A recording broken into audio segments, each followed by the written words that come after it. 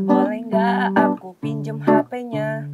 Aku mau nonton YouTube, mau main game. Kamu kan ngeliat ayah sedang bekerja. Jangan ganggu dulu, kamu sekarang diam. Tapi HP-nya kan lagi nggak ayah pakai. Boleh gak aku pinjam sebentar aja? Ini bukan saatnya kamu main HP. Nanti ayah kasih kalau sudah waktunya. Ya udah deh. Kamu harus bersabar. Kenapa gak boleh padahal gak dipakai? Ini bukan saatnya kalian bermain HP. Terus aku ngapain dong? Aku ngerasa bosan. Kalian kan bisa main bersama teman-teman. Tapi temanku main HP juga. Aku gak mau, gak bisa mabar. Dengar kata ayah, dengar kata bunda, ini semua karena kami sayang. Pinjam HP kenapa sih nggak boleh? Main game dan nonton YouTube juga nggak boleh. Bukannya nggak boleh, bukannya dilarang. Kami hanya membatasi, mengerti sayang. Kau harus nurut sama ayah bunda, karena usiamu belum dewasa. Tugas kami menjagamu, tugas kami mendampingimu. Sekarang aku mau main aja, tapi nggak tahu mau sama siapa.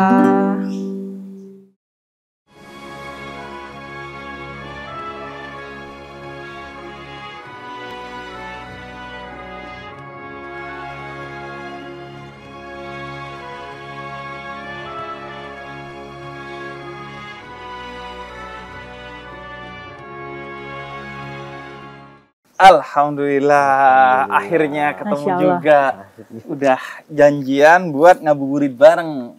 Yes. Sambil nunggu jam berbuka puasa. Asik ya Alhamdulillah. ngabuburit sama Habib. Luar biasa. Arinaga Family. Ya. Arinaga Family. Emang tadi aku dengerin lagunya enak banget tuh. Buat artinya buat edukasi ke teman-teman gitu kan. Kan sekarang YouTube tuh banyak konten dewasanya gitu. Padahal banyak yang menikmati tuh anak-anak gitu. Dan kayak nyanyi-nyanyi gitu tuh kayaknya pas banget. Itu idenya dari mana tuh? Nah, idenya sebenarnya awalnya nggak sengaja sih. Kita nggak merencanakan secara apa ya khusus gitu. Cuma memang awalnya pernah kita suatu saat lagi kumpul, kita saling nanya ya, yuk kita kumpulin yuk apa yang kita kira-kira kita potensi yang kita punya dari masing-masing. Betul. Yang Allah kasih nih. Kemudian kita tulis satu-satu, misalnya ayah bisa bikin lagu, kemudian bisa aransemen, ayah bisa bikin video sedikit-sedikit, kemudian bunda pernah jadi penyiar radio, bisa voice over, bisa mendongeng, sedikit-sedikit bisa masak, tulis semuanya. Kakak Bama yang bisa berenang, tulis di situ. Ruby yang hobi menggambar, kemudian Beril yang imut dan lucu, tulis di situ, gitu.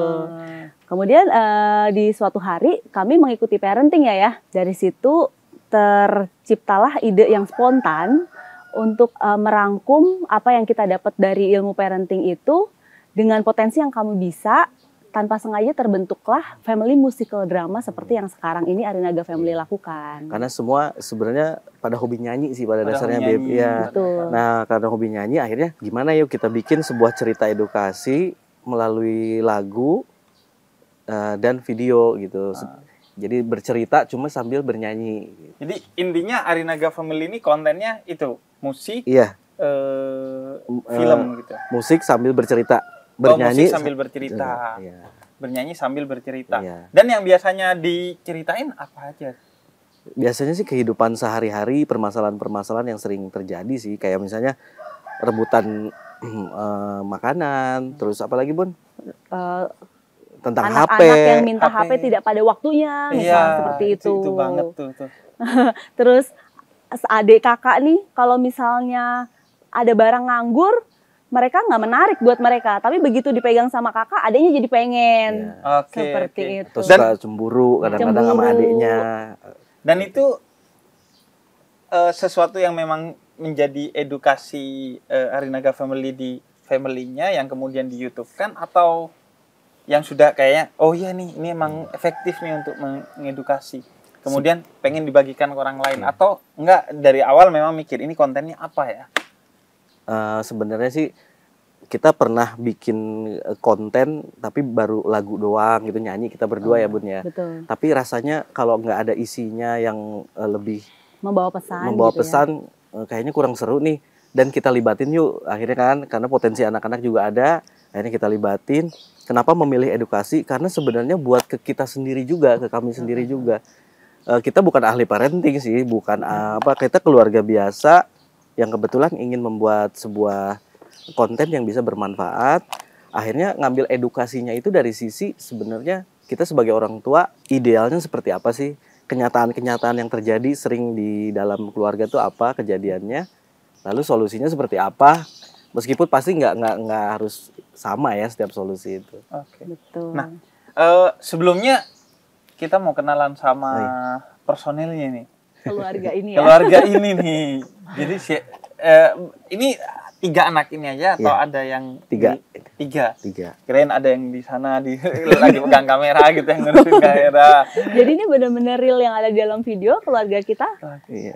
berlima ini. 5. Gitu. Jadi dulu yang pegang kamera siapa tuh pas awal-awal? Kamera saya. Ganti-gantian. Oh, Waktu ganti-gantian. awal Jadi Waktu kadang awal kamu gantian. ke kamera gitu. Iya. Iya, kalau lagi adegannya ayah sama kakak ya saya yang pegang. Oh. Di awal seperti itu. Tapi kemudian di video kedua sampai sekarang sudah ada Ada timnya. rekan Tim. kita tim yang Itu mengingatkan saya menghandle dulu. itu. Siapa aja nih personilnya? Saya Ari. Ari. Aku kakak Bama. Kakak Bama. Iya. Kakak Bama yang nomor 1 ya? Nomor satu. Iya. Kakak Bama. Ini siapa? Siapa? Ruby. Wah, Ruby. Ini Ruby, terus yang nomor 3 Yang tengah siapa Beryl. tuh? Yang sibuk. Namanya siapa? Beryl. Beryl. Kalau saya Aga, Bunda Aga. Oh. Jadi Ari Naga sendiri itu sebenarnya dari Ari and Aga gitu. Oh, Ari and Aga. Jadi kita langsung simpelin jadi Ari Naga Family. Kalau ngomongin tips mendidik anak nih, Ari Naga Family dengan kemudian menyanyi. Tapi mungkin di luar sana kan ada yang nggak bisa nyanyi. Nggak di luar sih, di sini aja aku nggak bisa nyanyi gitu. Nggak mungkin aku bikin hal seperti ini untuk mendidik anakku kelak gitu. Tapi tipsnya yang paling dasar tuh apa menurut Bang Ari?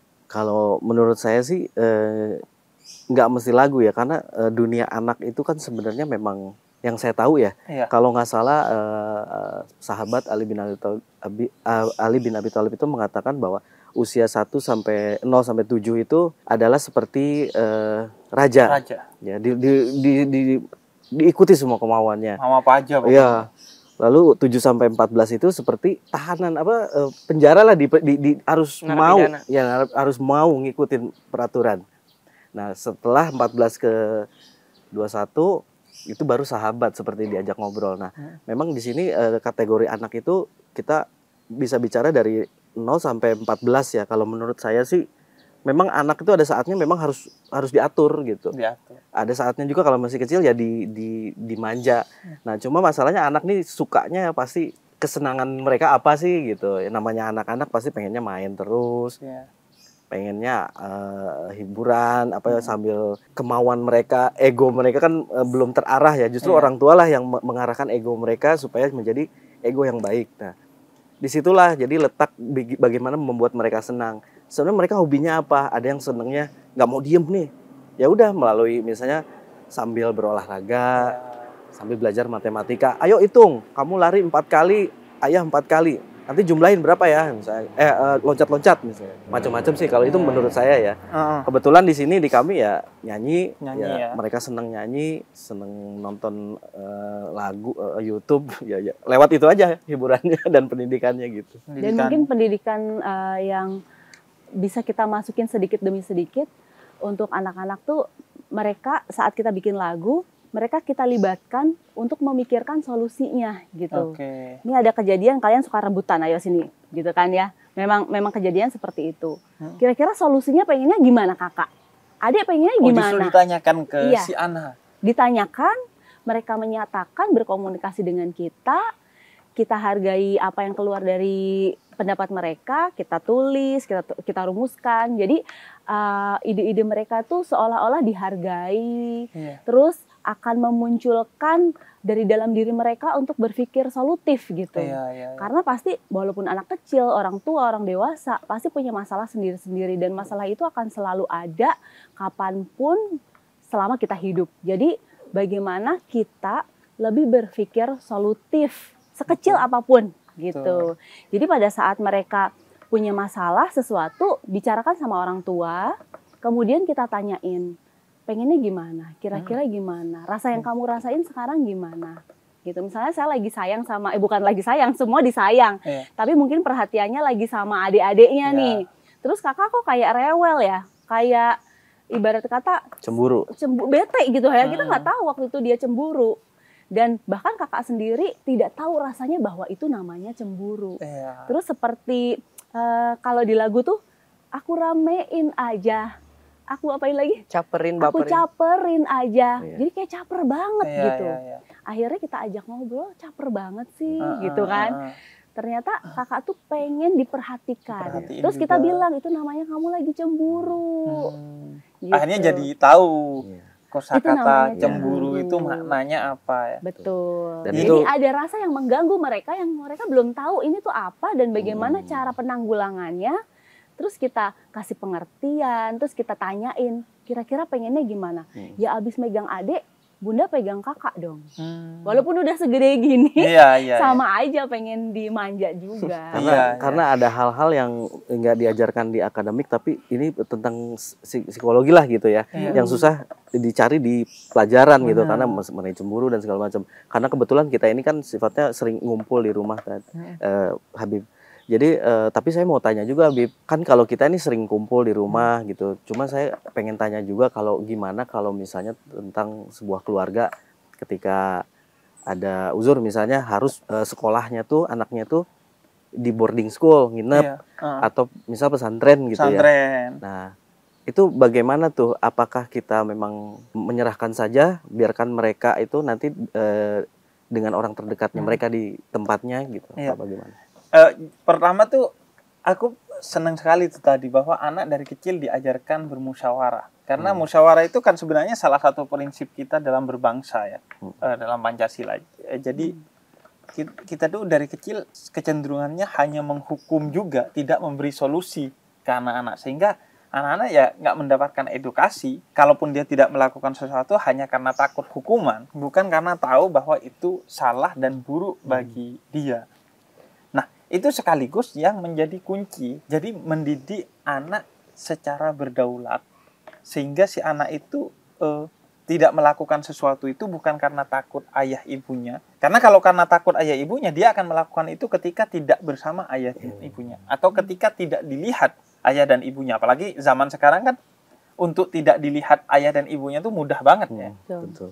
Kalau zaman dulu misalnya, aku untuk melakukan hal-hal salah, tidak dilihat ayah dan ibuku, turun ke sungai dulu tuh.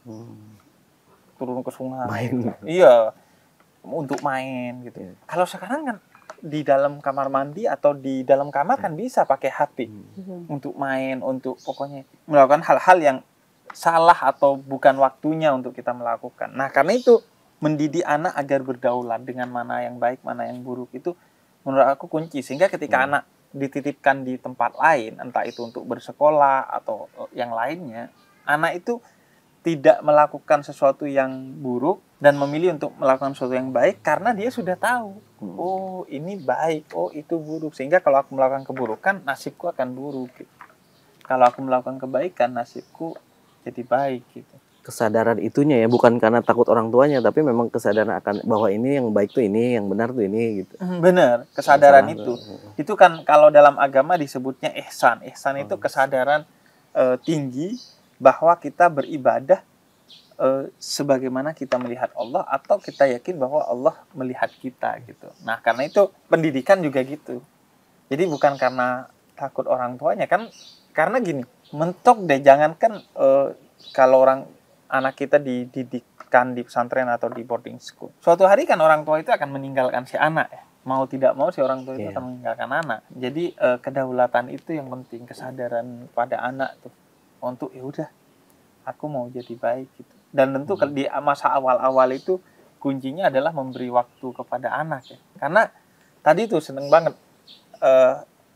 Arinaga Family punya banyak waktu dengan keluarga. Karena orang Indonesia itu risetnya rata-rata hanya punya waktu aktif 1 jam dengan keluarga per hari. Memang sih aku pas nanya, tapi enggak, aku tidur aja 7 jam di rumah. Iya, tapi waktu aktifnya itu hanya 1 jam. Mungkin 10 jam, mungkin 15 jam, mungkin seharian di rumah. Tapi berapa menit sih kita kayak bercanda dengan istri atau suami, bercanda dengan anak, mendidik. Quality time itu ya? Quality time, iya, quality time itu sedikit. Ada, sedikit. Dan alhamdulillah, lagi-lagi pandemi ngasih pelajaran kan buat kita bahwa nih Allah didik kamu di rumah aja nih. Kamu tahu nggak bahwa ku anfusakum wa ahlikum naro. Utamanya kamu diciptakan untuk menjaga dirimu dan keluargamu dari api neraka, bukan di luar sana. Masya Allah. Ngomong, adik ngewarnain ya, udah dapat berapa buah tuh? Kasih lihat dong.